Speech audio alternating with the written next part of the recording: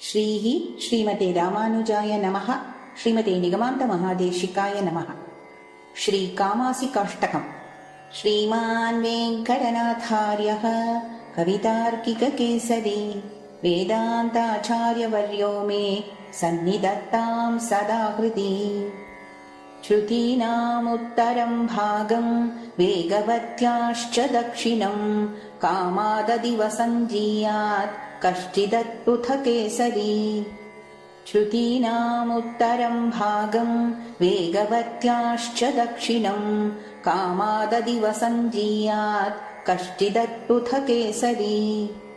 तपनेन्द्वग्निनयनः तापानपचिनोतु नः तापनीयरहस्यानां सारकामासिका हरिः। आकण्ठमादिपुरुषं कण्ठीरवम् उपरि कुण्ठितारतिं वेगोपकण्ठसङ्गात् विमुक्तवैकुण्ठबहुमतिम् उपासे।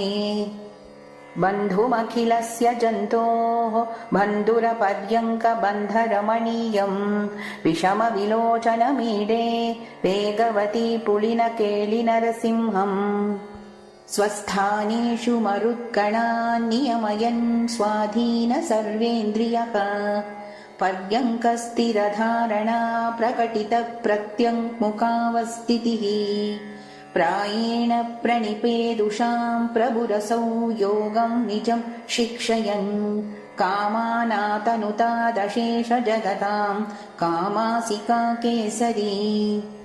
विकस्वरनखस्वरुक्षत हिरण्यवक्षस्थली निरर्गलविनिर्गलद्रुधिरसिन्धुसन्ध्यायिताः। अवन्तु मदनासिकामनुजपञ्चवक्त्रस्य माम् अहं प्रथमिकामिथ प्रकटिताः वा बाहवः।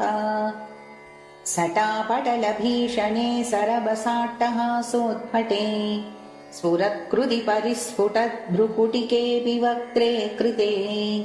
कृपाकपटकेसरिन्दनुजडिम्बदत्तस्तना सरोजसदृशा व्यतिविषज्यते व्यज्यते। त्वयि रक्षति रक्षकैः किमन्यैः त्वयि च रक्षति रक्षकैः किमन्यैः इति निश्चितधीश्रयामि नित्यम् हृहरे वेगवती तटाश्रयं त्वाम्।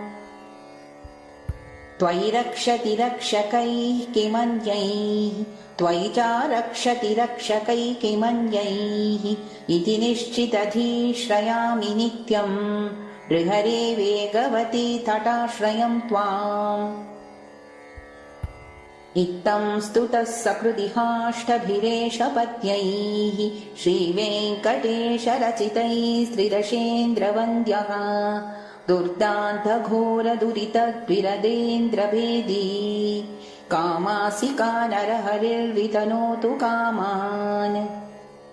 इत्थं स्तुतः सकृदिहाष्टभिरेशपत्न्यैः श्रीवेङ्कटेशरचितैस्त्रिदशेन्द्रवन्द्यः दुर्दान्तघोरदुरितद्विरदेन्द्रभेदी कामासिका नरहरिर्वितनोतु कामान्।